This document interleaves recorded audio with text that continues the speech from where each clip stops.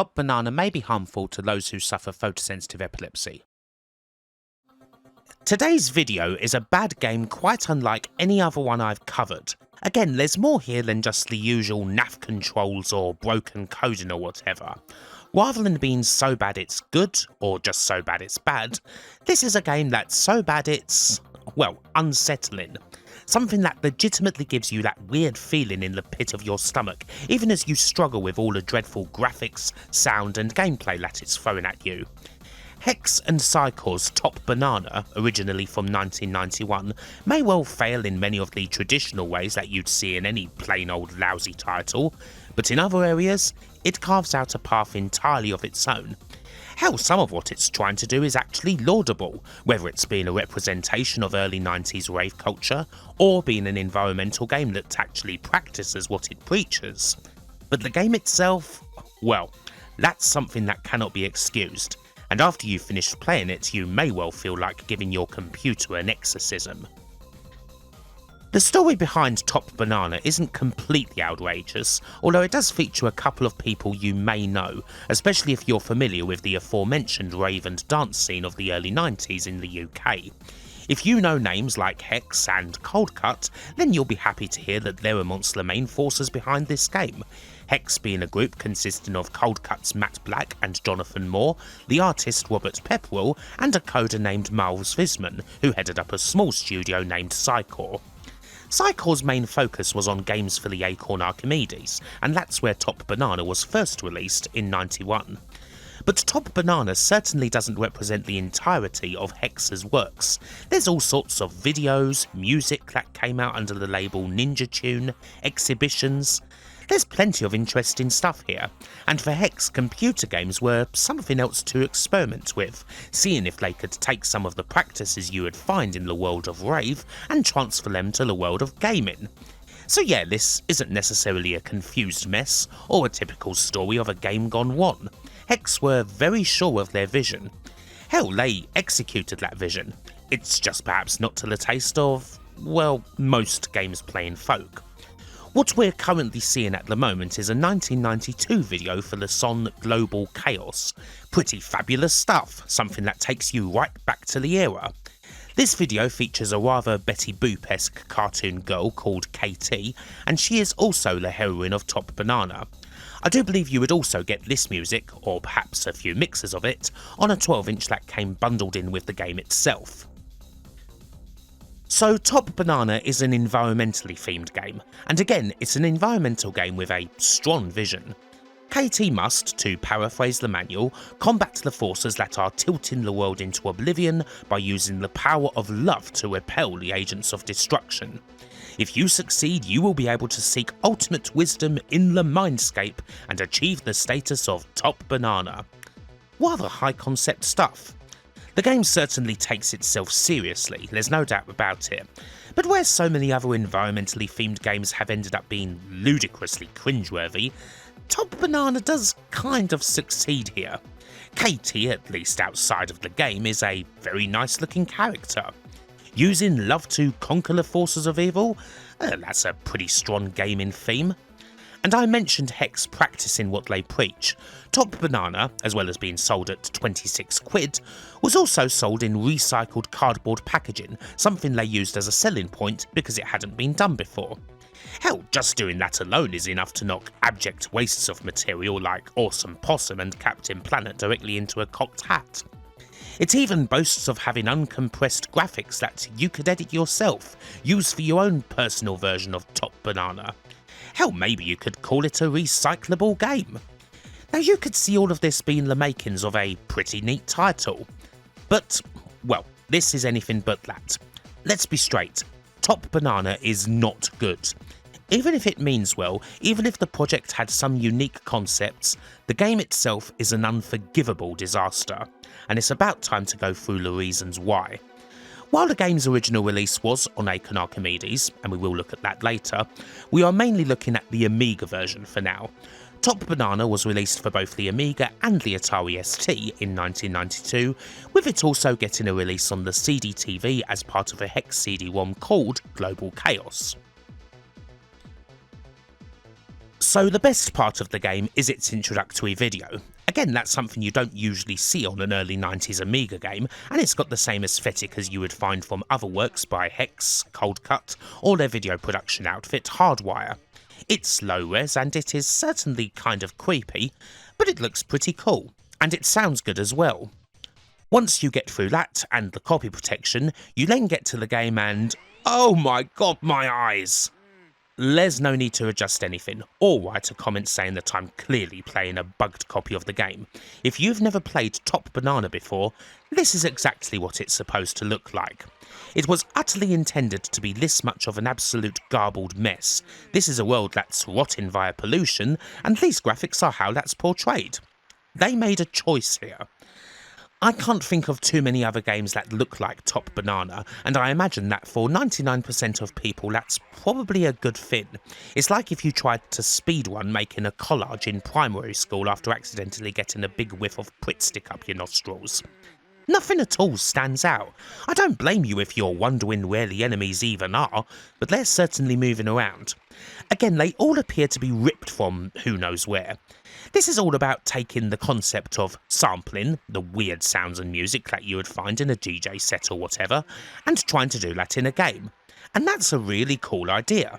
But I think if you took this concept the other way and translated the graphics of Top Banana into music, you'd end up with something that makes Metal Machine music by Lou Reed sound like Val Bloody Doonican. It is aggressive. Again, what else is even like this? Maybe the legendary Sexy Hiking and its famous successor, Getting Over It? I don't know. Even then it feels like Top Banana is on a whole other plane of existence. Top Banana may be more frustrating than Getting Over It, actually. The graphics are one big thing, but I've yet to get into the gameplay and, oh boy. You've probably already figured out that this is a take on the classic Rainbow Islands formula. You need to get Katie to the top of each level before you get taken out by the rising water, due to melting ice caps, naturally, picking up food and shooting the enemies with your love as you go. Simple enough, but it is broken beyond belief. The movement itself is incredibly slippy, while the jumping is actually kind of stiff. You can move around when you jump, but you are rather fixed when it comes to how high you can go. This can make it very hard to judge a lot of the jumps, especially when you combine that with the platforms being kind of hard to even bloody see. The enemies don't help either, seeing as they mostly move very fast. You get pretty much the same set of enemies in each world, only with different sprites. There's bulldozers and chainsaws in the rainforest along with acid rain that tracks you, and you get other themed enemies like robots and radioactive waste in the Metal City, or clowns in the temple. And they can definitely be hard to avoid. The most common way you get hit is when you're jumping and the top of your head ends up just clipping an enemy on a platform that you didn't even see. And whenever you get hit, you drop through a couple of the platforms. By the way, you get 5 hits total to play with, there's no energy pickups, your health doesn't refill between stages, and you only get 1 life to go through all of the game's 12 stages. Difficulty wise, this game is a monster. And it is difficult in the worst way. Even getting through the first 3 forest levels is hard enough, and I've had to use a trainer to actually show you the rest because it's such a nightmare. Every 3 stages, you get a boss. These are mostly simple and again Rainbow Islands-esque in the way they move around, although it's obviously another chance for the game to throw even more weird and not so wonderful images at your face, whether it be an Oliver Hardy looking guy with dollar signs floating around his head, or a spider in a bike helmet. It's very random, innit? Very surreal. It'll freak him out.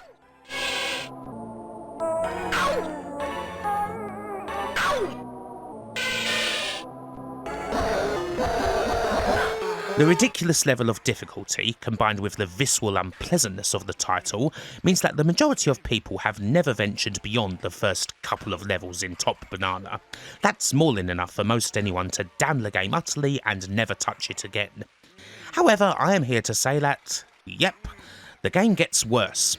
A lot worse.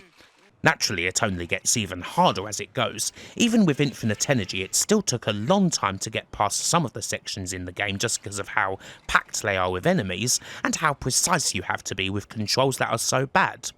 But then there's the disappearing platforms. That's always a good laugh.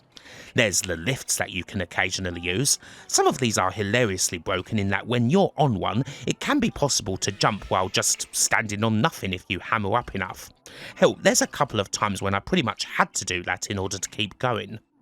And worst of all, there's the polluted water sections. You know when you hit one of these because the screen suddenly turns negative. Just in case you thought Top Banana couldn't possibly look less appealing, the game surprises you further.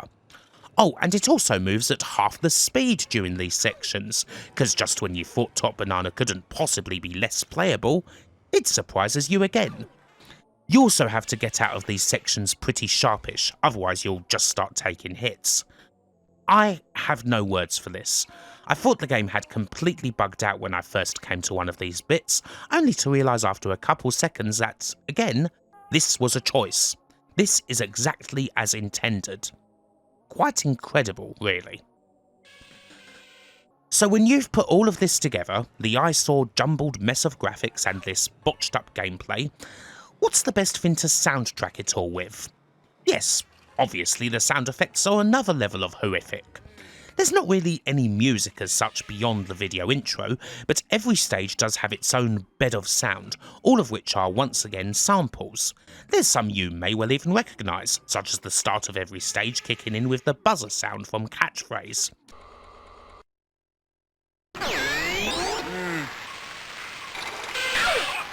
But the sounds are... they're all over the place. There's the strange grunt Katie makes whenever she picks up an item, and there are lots of items. That doesn't even sound human. The synth stabby sound she makes when firing her hearts is pretty damn obnoxious as well, and the drill when she takes a hit, horribly annoying.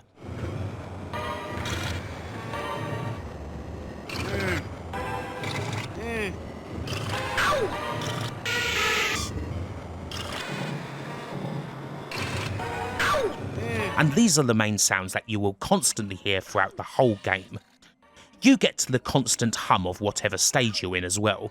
The forest is a generic enough waterfall, but when you get to later worlds, well, just listen to the temple.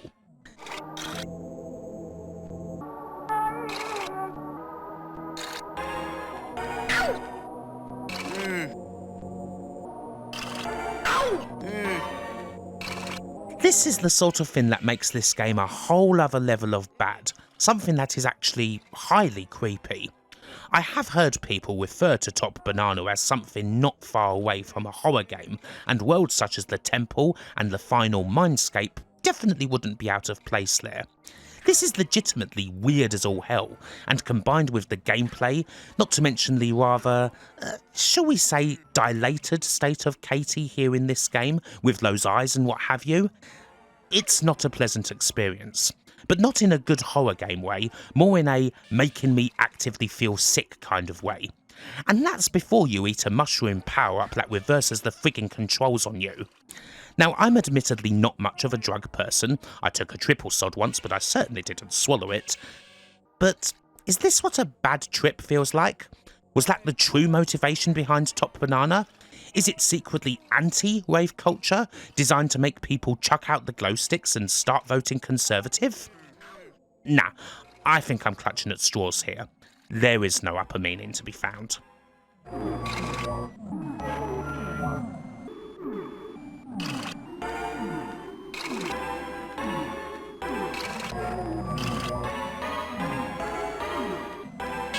It should perhaps be no surprise that Katie's reward for enduring this whole ordeal, once she has reached the end of the Mindscape and defeated the Psych Sphere with enlightenment, is a single screen.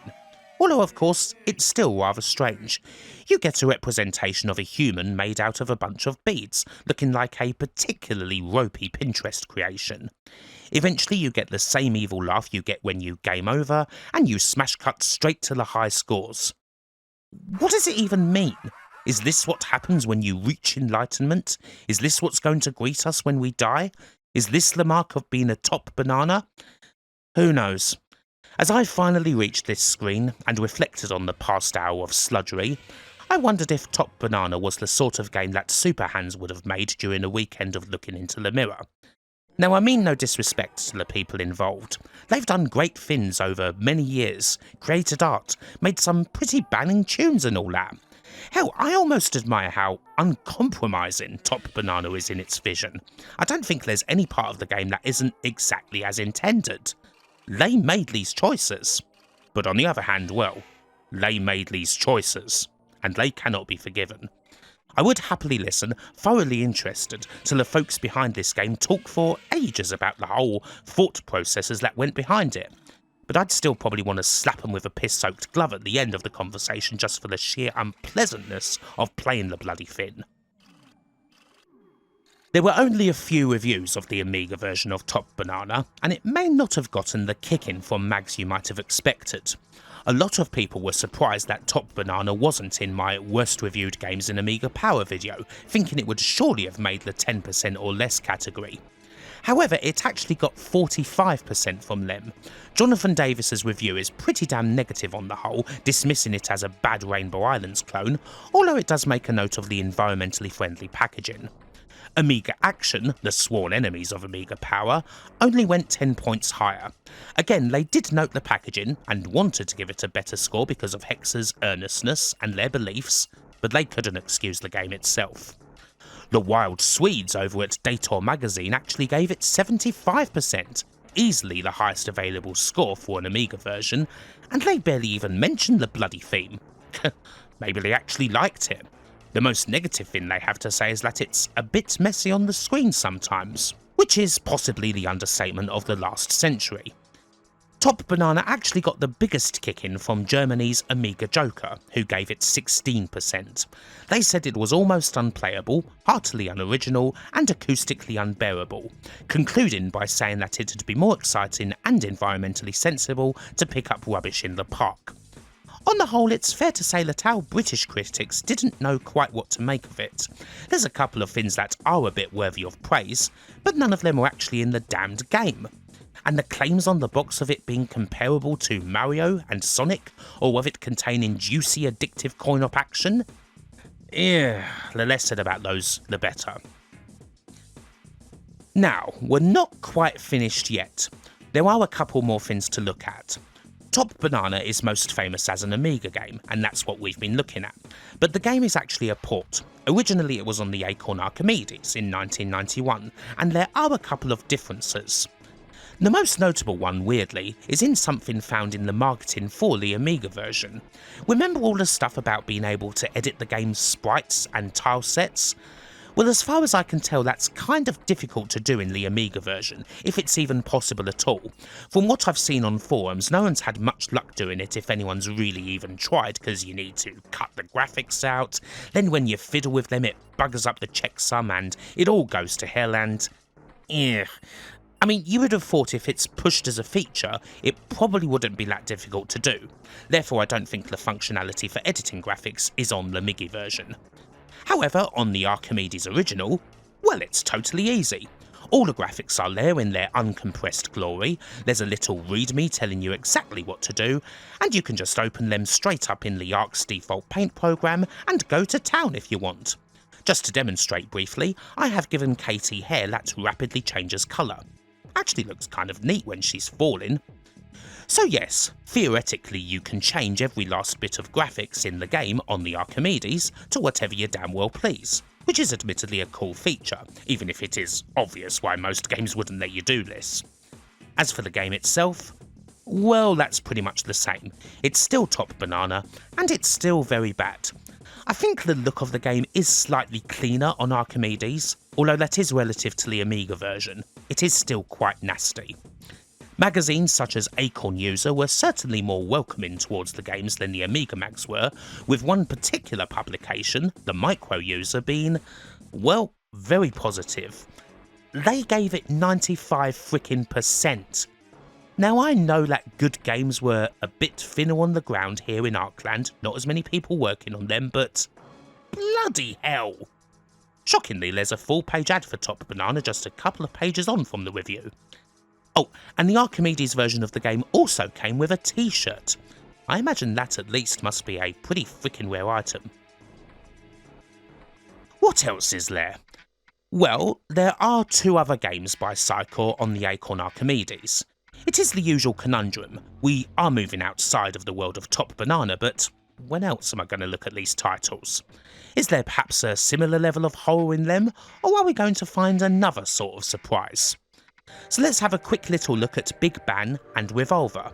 It looks as though both of these games came out quite a while after Top Banana, possibly in 1995, and I need to thank Doc Wallace for making me aware of them. Big Ban is first, it's another platformer and yeah, even if you didn't know that this game was from the same brain as Top Banana, you would probably be able to tell. It is, once again, absolutely weird as anything. This is a collect 'em up of sorts where you go around maze-like levels in order to grab all the stuff and find the goal, but the presentation is... I mean, again, it ends up feeling creepy and sinister more than anything. There's something wholly unsettling about the wild look on our hero's face, the occasional purposefully glitchy effects it uses, and the various pickups that change the colours, or warp the stage, or add mirror effects. This is very odd indeed.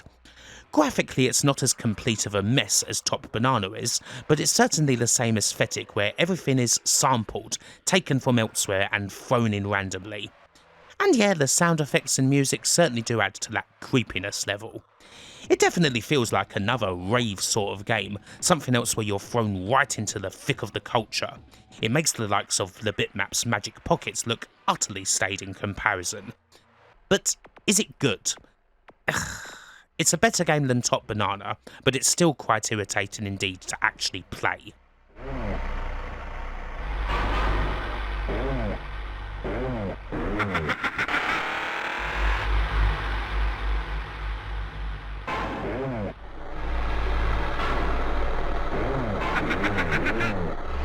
The other game here is Revolver, and, well, in a way this is the most conventional of all of Psycore's titles, but that doesn't mean it's not wild.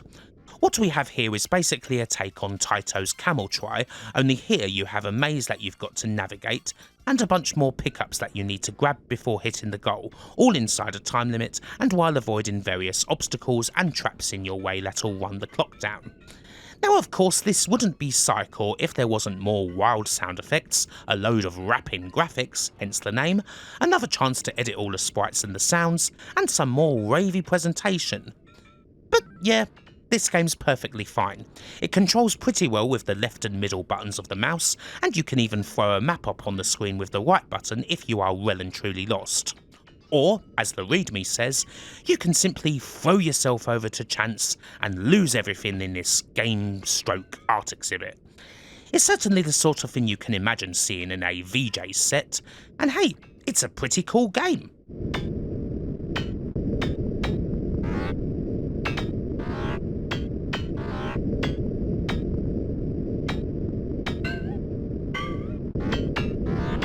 And well, that about closes the book on Top Banana and these other little bonus games.